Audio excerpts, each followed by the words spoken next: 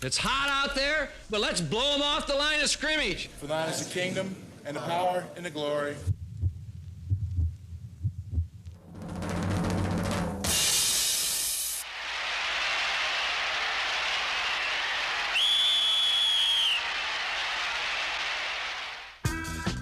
Here it is, the brand new home of the Indianapolis Colts, the Hoosier Dome. And those folks you see, why, they're Hoosiers, Indiana natives who are busting their buttons over their new NFL team. Why are they called Hoosiers? Nobody knows. Maybe that's a topic of discussion between Colt coach Frank Kush and Cardinal boss Jim Hannafin. More likely, these fellows are talking about the game between their respective teams, both of which picked up their initial 1984 victory last week. Today, both clubs are eager to extend their winning streaks under the dome with an unusual name, calling on players with names a little more commonplace.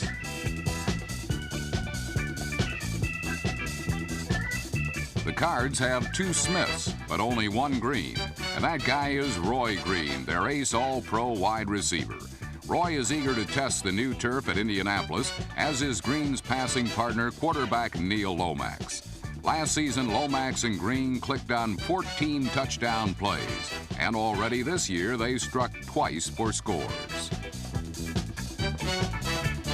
Some pretty fair numbers were posted last week by the Colts quarterback Mike Pagel, who passed for 3 touchdowns against the Oilers. He'll be trying to do the same today as the Colts strive for their first win ever at home for their Hoosier followers. No chance to figure out where that name came from now. It's time for pro football from Indianapolis. The Cardinals and Colts on the NFL Game of the Week.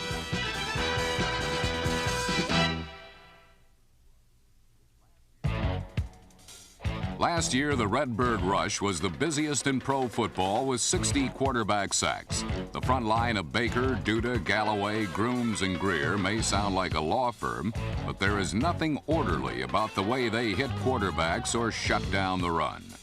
The Colts found that out in the early going as neither the ground or air game picked up much yardage.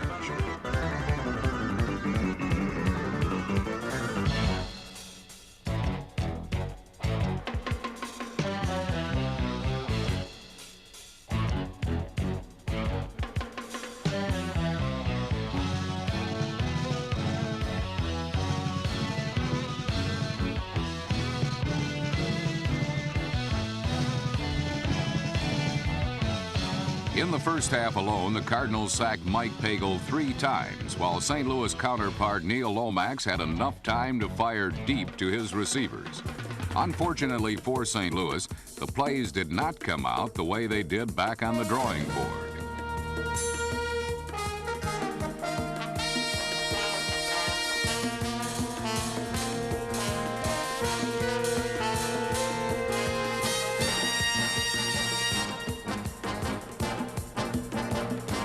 Number 45, James Burrows, broke up this pattern, then set up the game's first score with a first-quarter interception.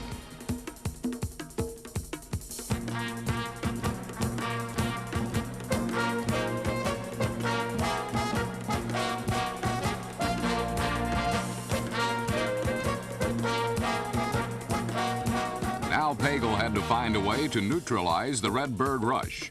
He found the answer with his own 2 feet.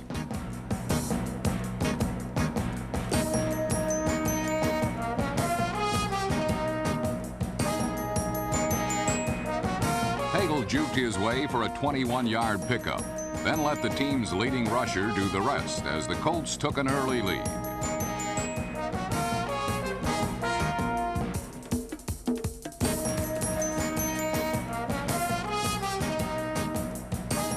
Number 33, Curtis Dickey, is the point man of the Indianapolis attack.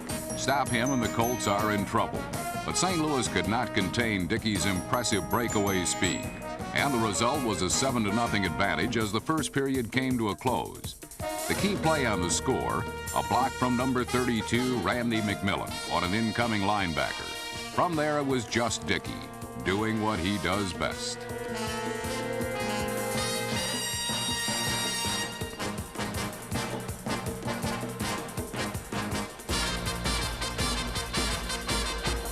What the Cardinals do best is rush the passer, and they continued to pursue Pagel throughout the first half. It would not be until much later that the Colts finally started to control the St. Louis front four.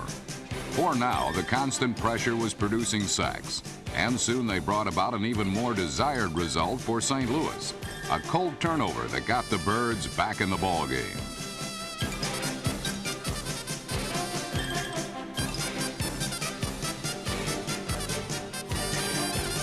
Number 44, Wayne Smith, conveniently placed the Cards in a nice spot deep in Colt territory.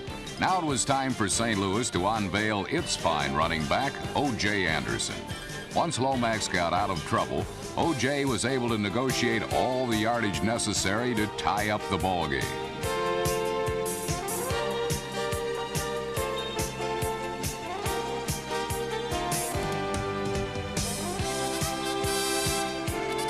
First, Anderson picked up a bunch as a receiver. Then he broke off left tackle and didn't stop until he scored. The game had started out as a nasty little peer fight between the defenses, but now a full-fledged scoring barrage was about to break loose. It was the St. Louis defense that brought about the next score when Mike Pagel ran into the familiar grip of the Cardinal front four again. The hit by number 75, Curtis Greer, did more than drop Pagel. It sent the pass directly into the waiting arms of strong safety Leonard Smith, number 45, who then cruised in to give the Cardinals their first lead of the game.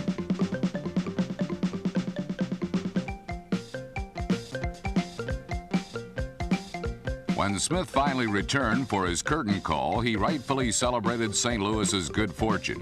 But he knew that it was the Cardinal rush that was making everything else work defensively. The Colts didn't have to play a desperation game. Plenty of time was left. The run was the answer. Try to make St. Louis play honest by at least thinking a run might be coming. The first step in that direction was Pagel's play-action fake that finally gave him some time to complete a pass.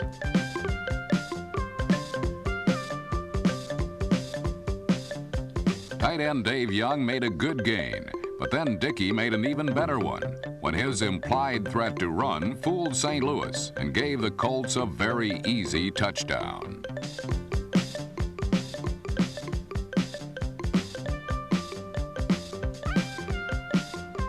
Tracy Porter galloped 63 yards for the score, and a host of happy Hoosiers erupted. It was the longest play by a Colt wide receiver in over 2 years, and it put Indianapolis back into a tie. The play also seemed to energize the Colt defense, who suddenly came on like gangbusters.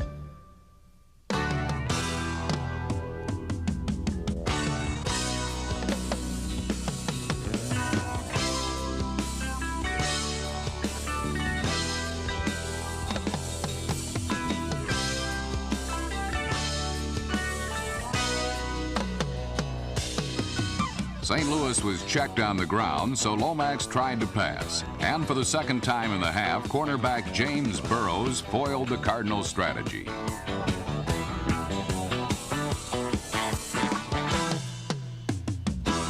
Burrows had only 2 interceptions all of last season, and now his second theft of the game effectively stopped the Cards' offense for the rest of the half.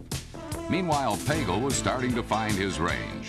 The maturing Mike had enjoyed his best day as a pro in the previous game against Houston, and now he put together a very tidy 2-minute offense that had the Cardinals backpedaling on their heels.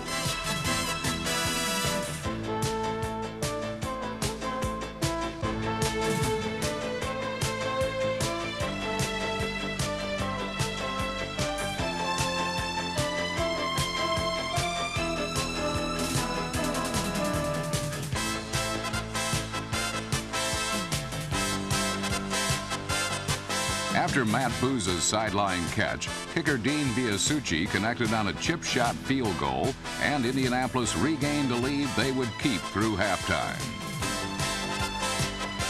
The underdog Colts were surprisingly ahead after 30 minutes, but they knew that the Cardinals could change that in a hurry.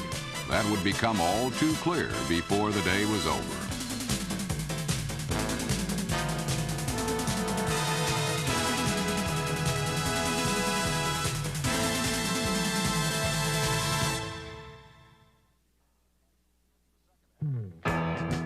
The second half began with the Cardinals looking to establish their ground game, and that meant O.J. Anderson.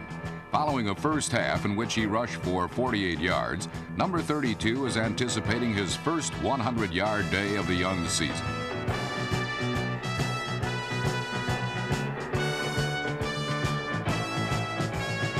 Three powerful Anderson surges and a sideline strike from Neil Lomax to Roy Green established the rhythm of the St. Louis offense.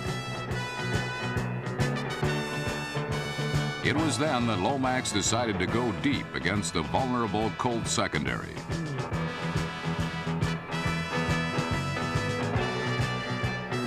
With a sure touchdown, a simple catch away, Green dropped the ball. Yes, the same Roy Green who tied for the NFC lead in receptions with 78 a year ago. But the marvelous Mr. Green would be back before this game was over, and in a very big way. Most people feel that the Colts have a quarterback problem, but Mike Pagel has been very solid in the early part of 1984 and had perhaps his finest all-around game as a pro in the victory over Houston 2 weeks ago. Against St. Louis, Pagel mixed the quick inside running of Curtis Dickey with a short passing game, and number 18 demonstrated the mobility that makes him more effective on the move.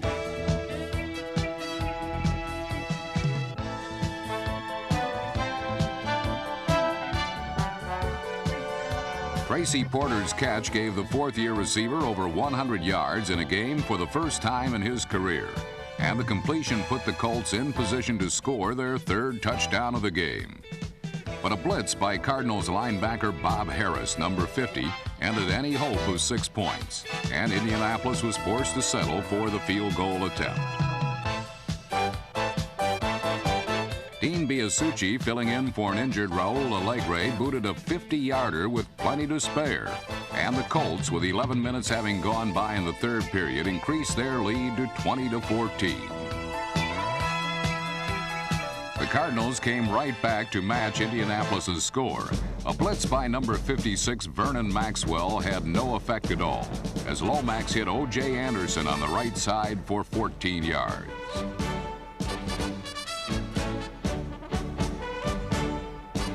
Then the St. Louis quarterback went to Roy Green, who is slowly but surely becoming a force in this tightly contested game.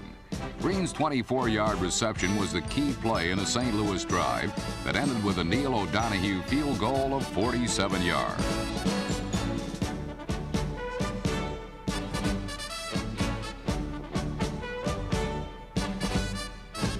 Like Green, the slender Cardinal kicker would have much more to say about the outcome. But for now, his kick made it 20-17 Indianapolis late in the third quarter. It was a score that did not last very long. On the kickoff following the field goal, the final play of period 3, Phil Smith, number 86, a second-year wide receiver from San Diego State, raced 96 yards untouched for an Indianapolis touchdown.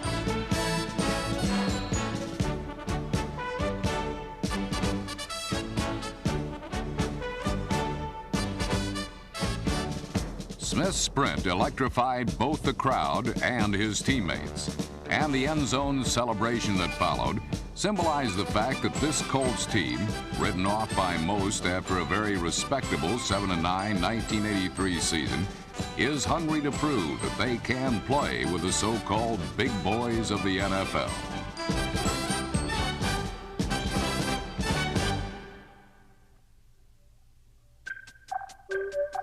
The missed extra point left the Colts with a 26-17 advantage entering the final quarter. It was a point that would prove to be quite important down the road. But the present concerned Cardinals coach Jim Hanifin. His explosive offense was not producing big plays, but that changed in a hurry on St. Louis's next possession.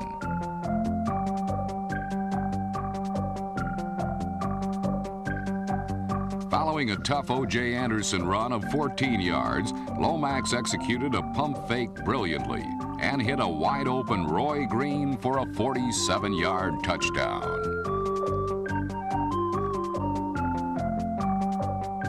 Green was was not about to drop this perfectly thrown ball as the Cardinals struck back in just over a minute, cutting Indianapolis's lead to 26-24. The Cardinals were fighting back against a Colts team that was supposed to cause few problems for Jim Hanifin's NFC Eastern Division contenders. Following Green's score, defense took control for a short spell in the fourth period.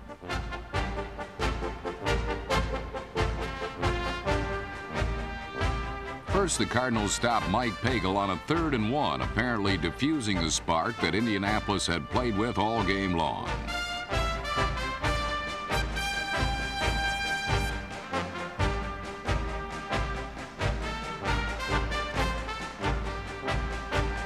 But Tate Randall, number 35, a reserve defensive back, picked off an errant Lomax toss and returned it 54 yards to the St. Louis 8-yard line.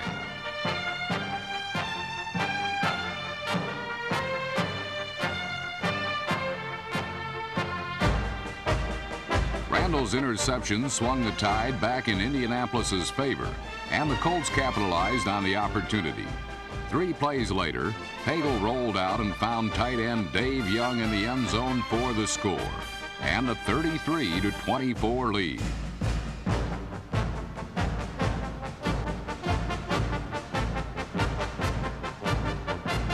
Midway through period 4, the Colts appeared to be in command. They led by 9. Their defense had risen to the occasion on St. Louis's previous possession, and they would do so again.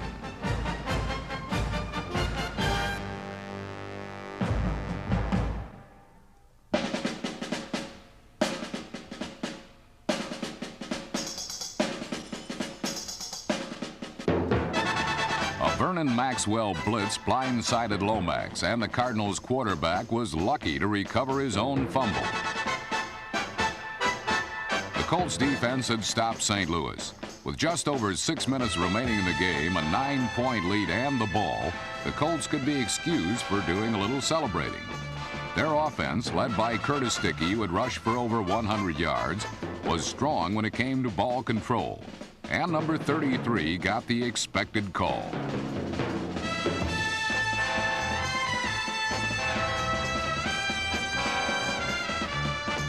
Dickey picked up 1 first down, but it was a 3rd down pass from Pagel to Raymond Butler that seemed to alter the game's outlook.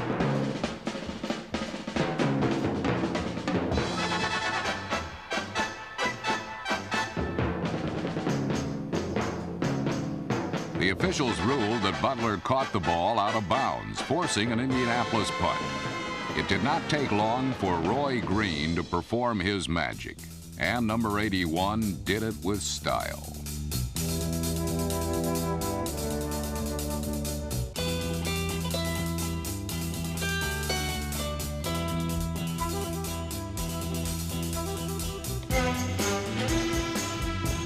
Green's second touchdown of the game gave him 8 catches for 183 yards, 176 of those in the second half. It was an incredible performance by one of the NFL's finest athletes. But most importantly, it cut the Colts' lead to 2, 33-31, with still more than 3 minutes remaining to play. The Cardinals, needing only a field goal to win, got that chance.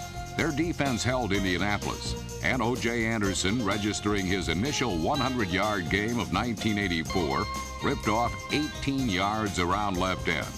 And St. Louis was at the Colts' 28-yard line with less than a minute to play in this frenzied contest.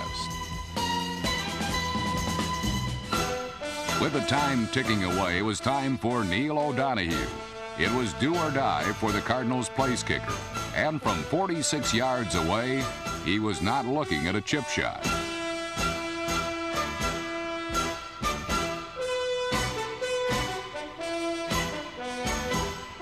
O'Donohue calmly split the uprights, and the Cardinals escaped with a 34-33 last-second victory over the surprisingly tough Indianapolis Colts. Although St. Louis pulled it out, the game was perhaps more important in the long run for the Colts. For a team with supposedly little offense, they scored over 30 points for the second week in a row. Indianapolis may yet earn respect around the NFL. But it was the Cardinals who earned their second straight victory after an opening day defeat. It appears they have avoided the slow start that has plagued them in recent years. The final score, St. Louis 34, Indianapolis 33.